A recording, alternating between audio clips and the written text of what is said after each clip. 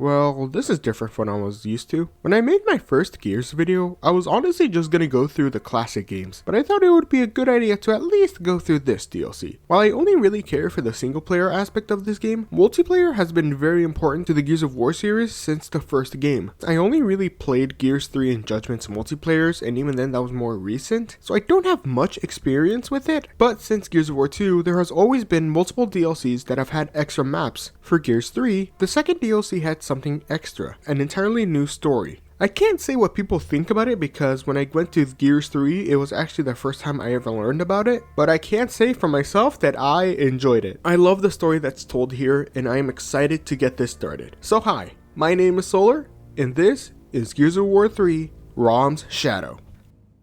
Let me tell you something about war. War ain't always about fighting. Blood, bullets, death, yeah, that's part of it. But it sure as hell ain't all of it. Sometimes, it's about knowing when to turn tail. And run like hell. This is it, people! Saddle up! Storm's about to hit.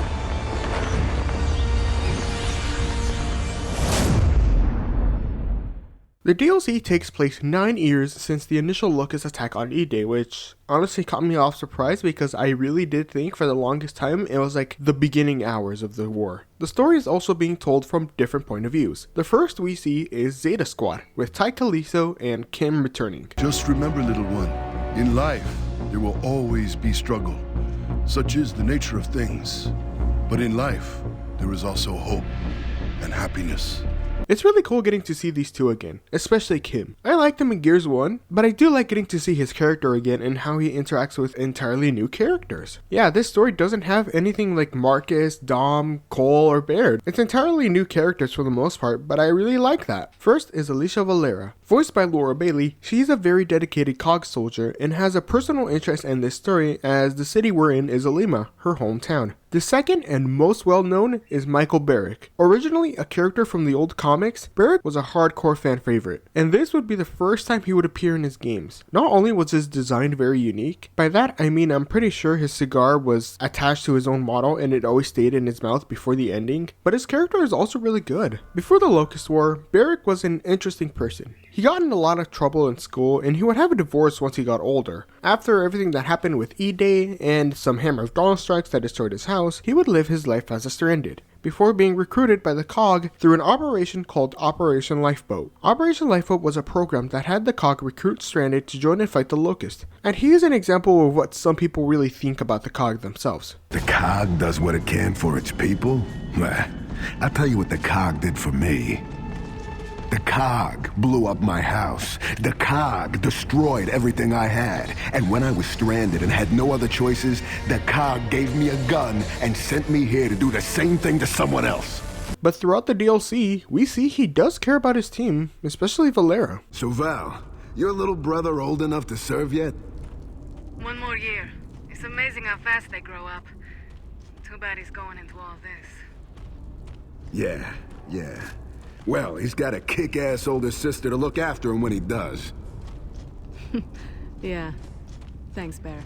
One aspect I really like about this DLC is the visuals. The goal of the Locust is to stop the evacuations and allow the sky to be inked by the Nemesis so they can release the Krill to devour the people. If you remember from Gears 1, the Krill only came out during nighttime and they eviscerated anything that wasn't hidden in light. The farther we go through the DLC, the more unsettling the city looks. The lighting and skybox look great, and it really feels like you're going through Gears 1 again, just like in a more modernish era. Another area to highlight is the school, but for now, I want to switch to a different point of view of this attack. Throughout the game, there are sections where we get to see the Locust's POV, but instead of playing as the Grunts, which would already be cool enough, we play as the High General of the Locust, RAAM.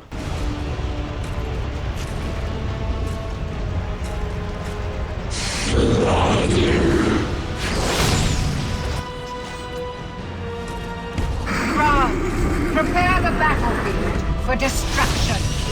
RAAM is freaking overpowered and I love it. Instead of the massive troika he had in the end of Gears 1, he uses the Krill as his ammo to rip COG soldiers limb from limb. It's brutal, It's bloody, and I love it. He can also charge his knife to down soldiers and even execute them. The section with RAAM really shows the brutality of the Locust Horde. We've already seen throughout all the games what the Locusts do, but there's something about looking through the attacks in the enemy's point of view that gives it that much more potency. And just like in Gears 1, D. Bradley Baker returns to voice the General. Even if it is more short sentences or even sometimes single words, his voice is phenomenal.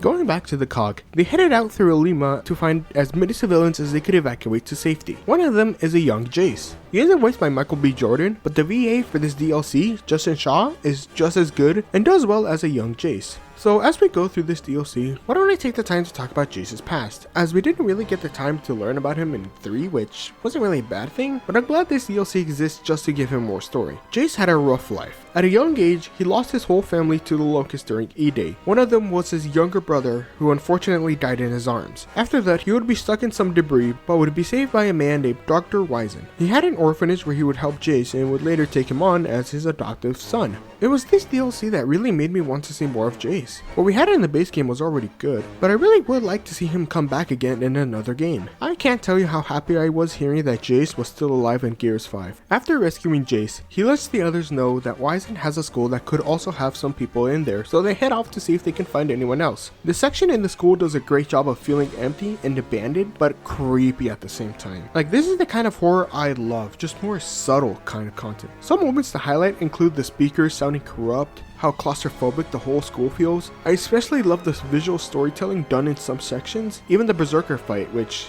yeah, totally not terrifying. After this, we get another section with RAAM where we also get to take out some Onyx soldiers. They've been around every once in a while. You'll most likely know them when Prescott came back in Gears 3, but apparently they're the highest ranking soldiers. Emphasis on the highest ranking.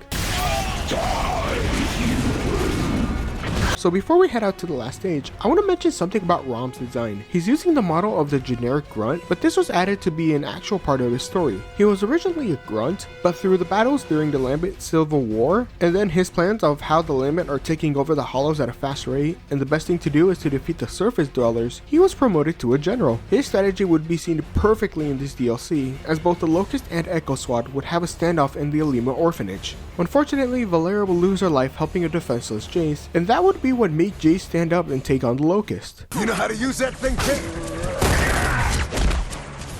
Guess so. Make her proud. After a section where you take on an annoying mini-boss, the COG takes on RAAM and his oddly glowing Reaver. While it does go on for a bit long for my personal taste, this fight is a lot better than the Gears 1 version. Like the past version, or is it technically the future version? Whatever. Like before, he's immune by the krill and you can only really hurt him when he attacks. After a lot of times doing this over and over again, it gets kind of annoying. He gets downed. Thankfully, the helicopter that evacuates him arrives, but Kim goes and tries to kill RAAM. Barrick would take notice of this and does the smart thing and saves Kim's life from dying. And with that, we finish Gears of War 3, RAAM's Shadow.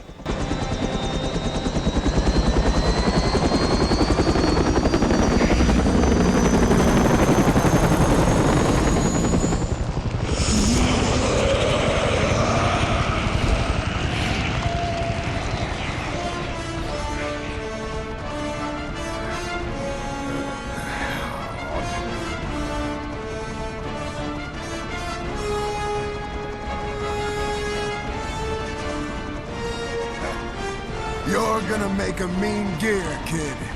Here's to the good fight, and living to see another day.